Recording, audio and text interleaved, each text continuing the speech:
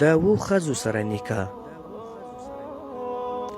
امام غزالی رحم الله په خپل کتاب احیاء علوم الدین کې را نقل کوي چې د دغو صفاتو لرونکو ښځو سره واده مه کوئ، که څه هم هغوی په حسن، جمال او شتمنۍ کې بېساره وي، ځکه له دغسې ښځو سره نکاح کول د ټول عمر او د افسوس او ارمان سبب ګرځي.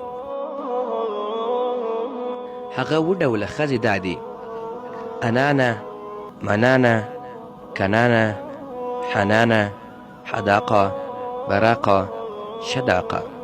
اول، انانه. هغه ښځه ده چې تل یې سر تړلی وي، یعنی هر وخت شکایت کوي او دا یې عادت ګرځېدلی وي. دویم، منانه.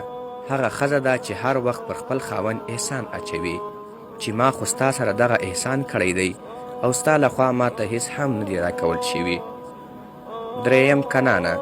هغه ښځه ده چې همیشه تیر وخت شیان یادوي چې په فلاني وخت کې زما سره دغه شیان او هغه شیان وو خو وس نشته. څلورم، حنانه. هغه ښځه ده چې د هر وخت خپل پخوانی خاوند یادوي او وایي هغه عجیبه ښه سړی و خو ته هغسې نه یې. پنځم، حداقه.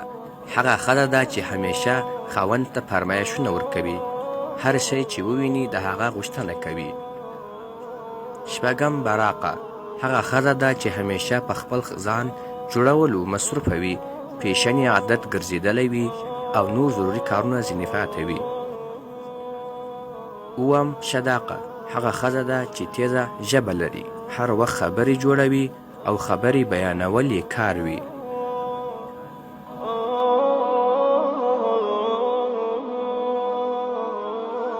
نو محترمینو مسلمانانو، موږ ستاسو څخه دا هیله کوو چې دا پیغام مخکې هم شیر کړئ تر څو نور مسلمانانو ته د دې معلومات وشي، او زموږ پیج در سره لایک او شیر کړئ تر څو دیني معلومات حاصل کړئ.